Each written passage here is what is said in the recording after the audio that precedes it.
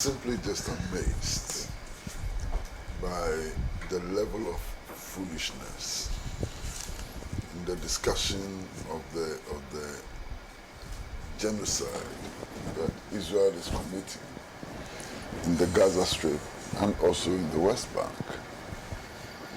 I mean, only a few days ago, the Israeli ambassador to Ghana granted an interview which is supposed to be published on Ghana World, in which you oppose all calls for a ceasefire simply on the grounds that any ceasefire would just enable Hamas to rearm, to become stronger, and so on.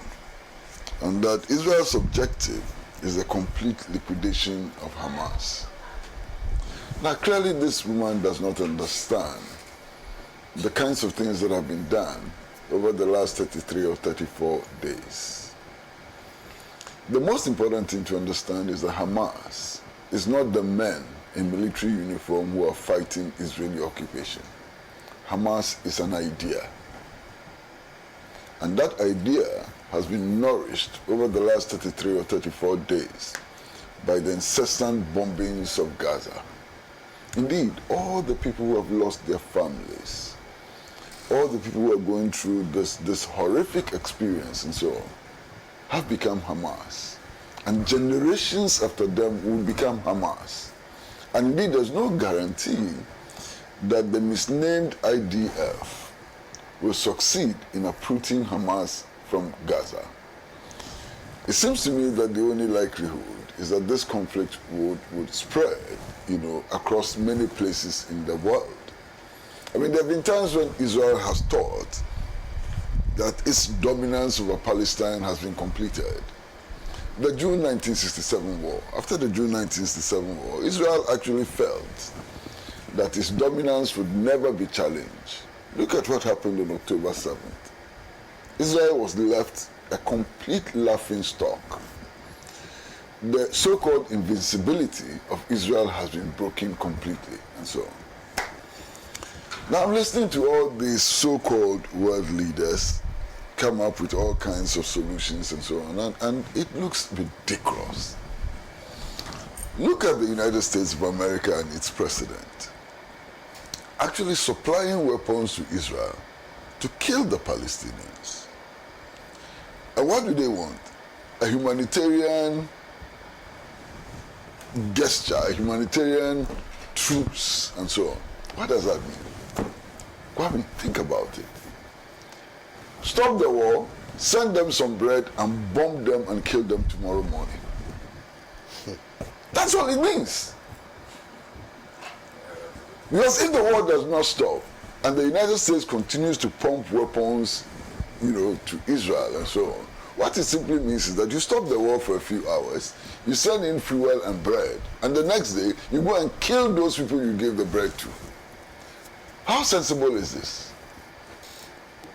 Complete foolishness. Absolute foolishness. Give them bread and kill them later. Is that a solution? Incredible. Look, we must all understand that the problem is apartheid colonial occupation. If you remove the problem of apartheid colonial occupation, there will be no problem in the region. So it's not a ceasefire that anybody is looking for. A ceasefire doesn't resolve the concrete problem of apartheid colonial occupation. That is the bottom line. When you remove apartheid colonial occupation, you don't need a ceasefire. When you remove apartheid colonial occupation, you don't need a humanitarian pause. When you remove apartheid colonial occupation, Gaza doesn't need aid. So the bottom line is the removal of apartheid colonial occupation. Now, for those who have doubts about the designation of Israel as an apartheid state, let them listen and listen well. In Israel, there are roads on which Palestinians are not allowed to walk or drive. Roads only for Israelis and roads only for Palestinians. Now, if this is not apartheid, what is? There are different laws for Palestinians and different laws for Israelis.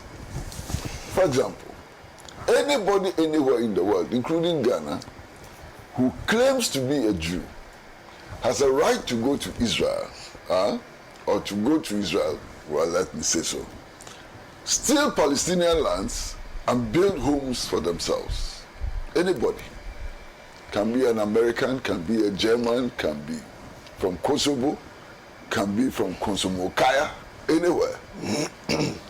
But Palestinians, who were driven out of their lands in 1948 and who have been exiled, have no right of returning to Palestine.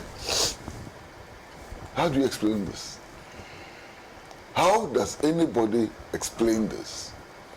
So I'm not going to waste my time on all these humanitarian pauses and ceasefires and so on and so on.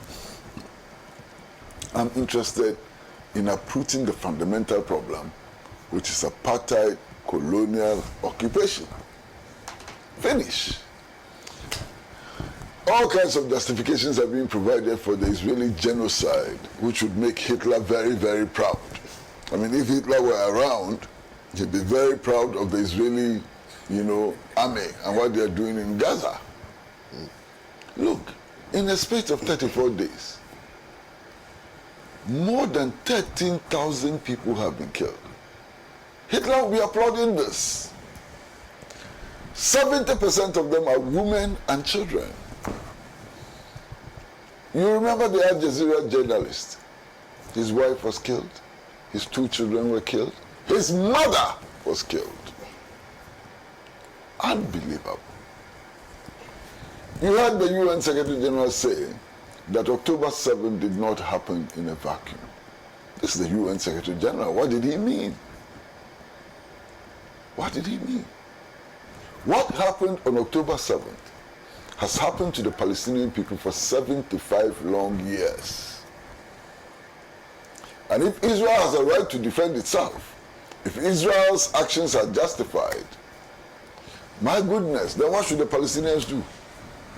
Israel suffered that in one day. Palestinians have suffered that for 75 years. What should they do?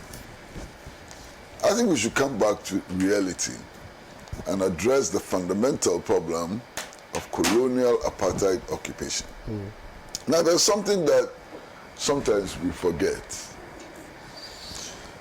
You know, Israel actually supported the apartheid regime in South Africa. There was intelligence and military collaboration with the apartheid regime in South Africa. And indeed, Israel joined the Western countries in designating Nelson Mandela, the ANC, and its armed wing as terrorist organizations.